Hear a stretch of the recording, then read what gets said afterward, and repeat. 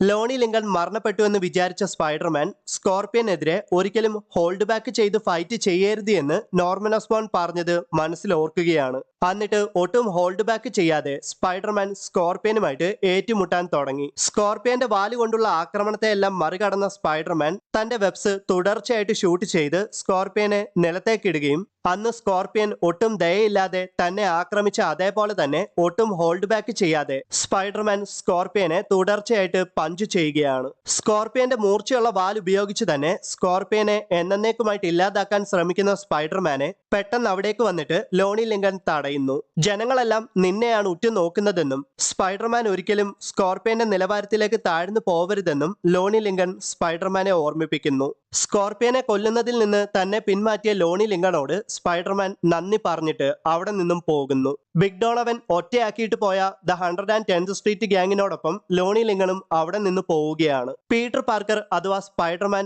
നേരെ പോയത് നീക്കോ മിനോറുവിനെ കാണാനായിരുന്നു. എന്തുകൊണ്ടാണ് താൻ സ്പൈഡർമാൻ ആണെന്നുള്ള കാര്യം നീക്കോ മിനോറുവിനോട് പറയാതിരുന്നതെന്ന് പീറ്റർ പാർക്കർ അവളോട് വിശദീകരിക്കുന്നു. സ്വന്തം ജീവിതം പോലും സാക്രിഫൈസ് ചെയ്ത് മറ്റുള്ളവർക്ക് വേണ്ടി പോരാടുന്ന തന്റെ സുഹൃത്തായ പീറ്റർ പാർക്കറിനെ പറ്റി ചിന്തിക്കുമ്പോൾ തന്നെ നീക്കോ മിനോറുവിന് അഭിമാനമുണ്ട്. നമ്മൾ തമ്മിൽ ഇനി ഒരു രഹസ്യവും ഉണ്ടാവത്തില്ല എന്ന് പ്രോമിസ് ചെയ്തിട്ട് പീറ്റർ പാർക്കർ അവിടെ നിന്നും പോകുന്നു. യഥാർത്ഥത്തിൽ നീക്കോ മിനോറു പീറ്റർ പാർക്കറിനോട് തന്നെ ചുറ്റിപ്പറ്റിയുള്ള രഹസ്യം പറഞ്ഞിട്ടില്ലായിരുന്നു.